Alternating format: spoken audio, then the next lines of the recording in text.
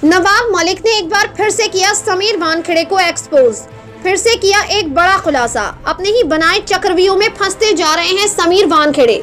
Superstar Shahrukh Khan के बेटे आर्यन को ड्रग्स मामले में पकड़कर रातों रात हीरो बनने वाले समीर वानखेड़े ने कभी भी नहीं सोचा था कि जिस हाई प्रोफाइल केस के चलते उन्होंने अपना सीना चौड़ा कर रखा है, उसका साइज सिकोड़ने में उस सरकार को महज चंद सेकंड ही लगेंगे जिसके वो मुलाजिम हैं। हमें ना तो समीर वानखेड़े की कार्य प्रणाली पर उठ रहे सवालों पर कोई फैसला देने का हक है और न ही महाराष्ट्र सरकार के मंत्री नवाब मलिक के उन पर लगाए गए आरोपों को सही या गलत साबित करने का, क्योंकि हम किसी अदालत के मजिस्ट्रेट नहीं हैं। लेकिन इतना नासमझ कोई भी नहीं होता जिसे ये ना पता हो कि धुआं वहीं से उठता है जहां आग लगी हो।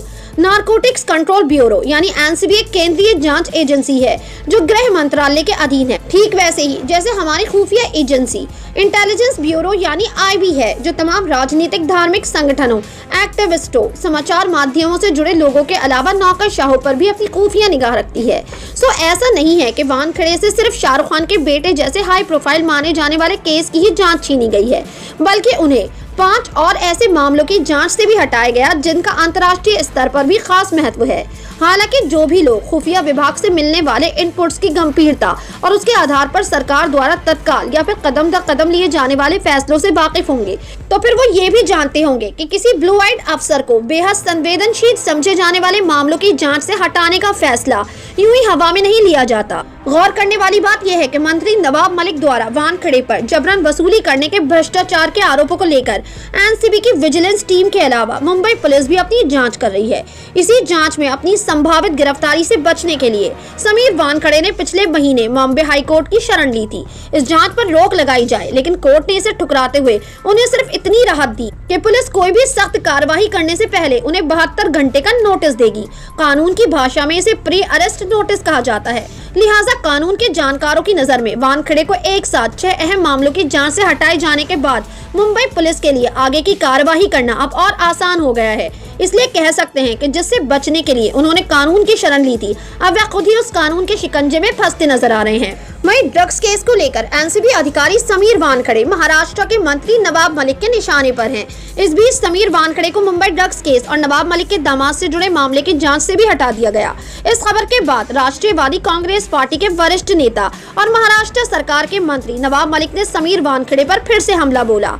दरअसल समीर वानखेड़े ने कहा कि उन्होंने खुद इस केस से हटने की मांग की थी। समीर वानखेड़े ने कहा कि उन्होंने बाकायदा कोर्ट में एक याचिका दायर की थी। उस याचिका में कहा गया कि इस मामले को दिल्ली एनसीबी को सौंप दिया जाए।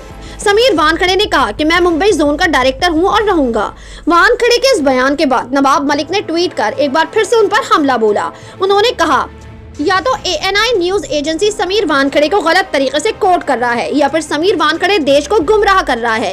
एनसीबी के वरिष्ठ नेता ने कहा कि समीर वानखेड़े की ओर से अदालत में याचिका दायर कर ये कहा गया था कि उनके खिलाफ जबरन वसूली और भ्रष्टाचार के आरोपों की जांच केंद्रीय जांच ब्यूरो यानी सीबीआई या राष्ट्रीय जांच एजेंसी की तरफ से की जानी चाहिए। जबकि नवाब मलिक ने बताया कि कोर्ट ने समीर वानखेड़े की ये याचिका खारिज कर दी थी। नवाब मलिक ने आगे लिखा कि देश को सच्चाई पता होनी चाहिए। नवाब मलिक ने ये रिएक्शन एएनआई के उस ट्वीट को रीट्वीट करते हुए कहा जिसमें आर्यन और समीर खान के ड्रग्स केस के हटाए जाने को लेकर समीर वानखेड़े ने बयान दिया। अब नवाब मलिक ने एक और ट्वीट करते हुए कहा है कि मैंने समीर वानखेड़े पर आर्यन खान की किडनैपिंग और फिरौती मांगने के आरोप में एसआईटी जांच की मांग की थी। अब केंद्र और राज्य द्वारा 2 एसआईटी का गठन हुआ है। देखते हैं कौन वानखेड़े की कोठरी से कंकाल निकालता है और उन्हें और उनकी नापाक निजी सेना को बेनकाब करता है। आपकी क्या राय है इस खबर के बारे में? अपनी राय कमेंट सेक्शन में जरूर दें। हमारे चैनल को सब्सक्राइब करें, बेल आइकन प्रेस करें ताकि हर खबर आप तक जल्द से जल्द पहुंचे।